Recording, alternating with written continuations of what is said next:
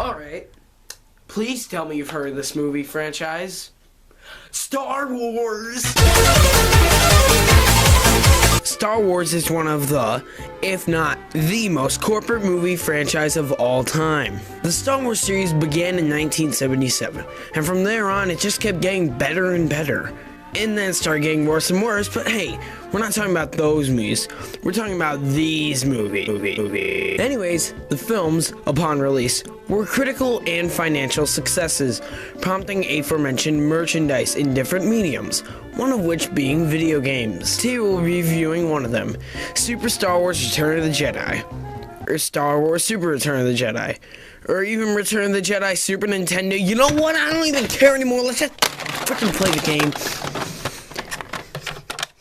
The story is a direct retelling of the film, quite literally scene for scene. Every key scene is retold here, whether it be via cutscenes or gameplay. It is certainly commendable that they managed to fit all of this on one Super Nintendo cartridge. No additional hardware or anything, just it's really like taking the movie and putting it in the Super Nintendo.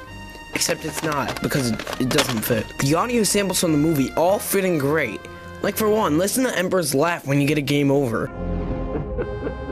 It's almost like it's right out of the movie, except it's all digitalized and not the movie. In fact, I'll go on record and say that the audio presentation in this game is awesome. The music compositions are almost perfect translations from the film. Oh, I love me some Danny motherfreaking Elfman. Oh yeah! I also love me some John goddamn Williams too. Although, for the vast library of songs in the film, they often repeat the same track all the time.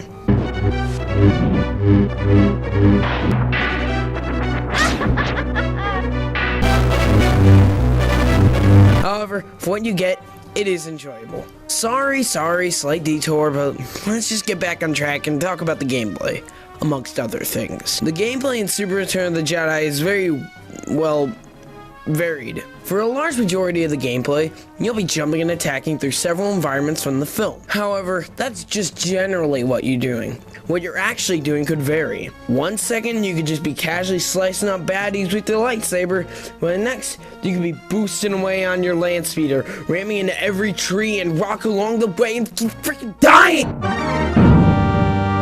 The gameplay is full of variety, and that could be a double-edged sword. On one hand, it offers a constantly changing and different gameplay experience.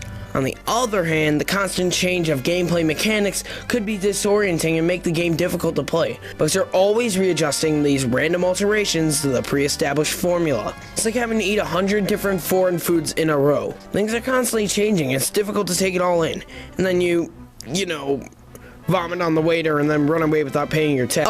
Anyways, is the variety of gameplay good or bad? Personally, I'd say it works. The gameplay is really simple. Slinging the controls of these different mechanics isn't a huge hassle. Plus, the mechanics all have something in common.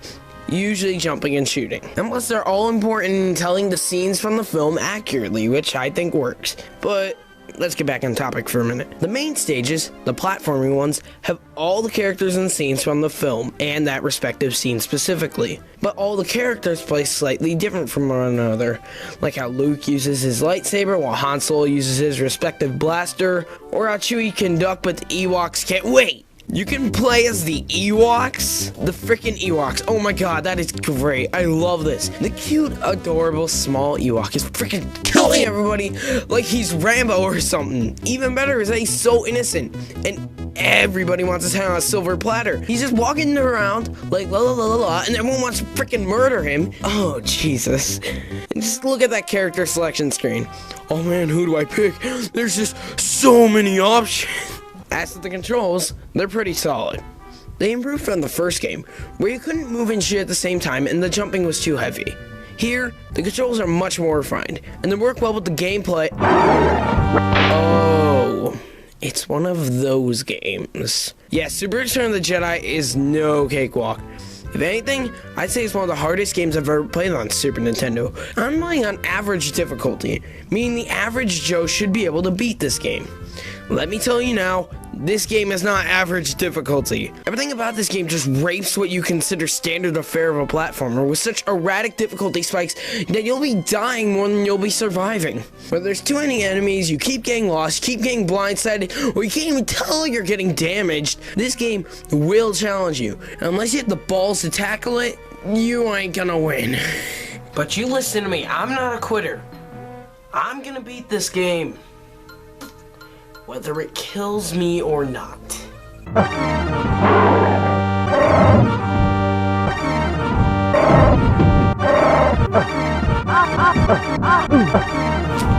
what? I already did this montage crap in frickin' Batman Returns, and you know what? It's the same result. I can't beat this game. Well, back to the title screen. Whoa, a password system? I just got an idea.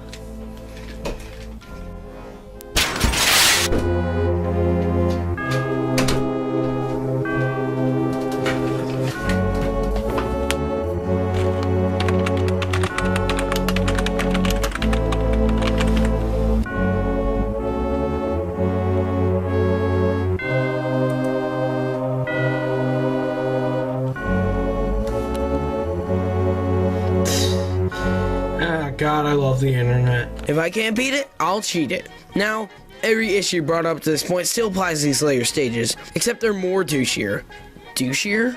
Douchier. See, challenge is good, but as stated in previous videos, it should be applied in intervals, not all at once. Whatever. My blood may be pumping, I may be pissed, and I may have pissed my pants a bit, but I can still talk about the presentation, so let's do just that. The presentation is especially amazing. I have already talked about the sound side of things and how awesome that part is, but the graphics are also great. They're great. Voice crack. Each character on stage is really accurate to the movie counterparts. It's just a great game to look at, full of bright colors and effects. So, is Super Star Wars Return of the Jedi still a good game today? I guess. I mean, when you look back on the praise this game got in its initial release, it's insane. Literally, some critics are like, this game is the next Super Mario. Oh my god. Really, it hasn't aged that well, to be honest. The difficulty changes too rapidly and erratically and rapidly, and that's the same word repeated again. Some of the gameplay decisions are just not good design choices. However, if you take it for what it is, a game to make Star Wars fans happy and hardcore gamers challenged, it's good in both of those aspects. Some gamers will find the difficulty off-putting, I know I'm one of them, but if you take the game for what it is, like I said, you can find some enjoyment in it. And if you're a Star Wars fan, you owe it to yourself to pick this game up. Honest Talk with Anthony.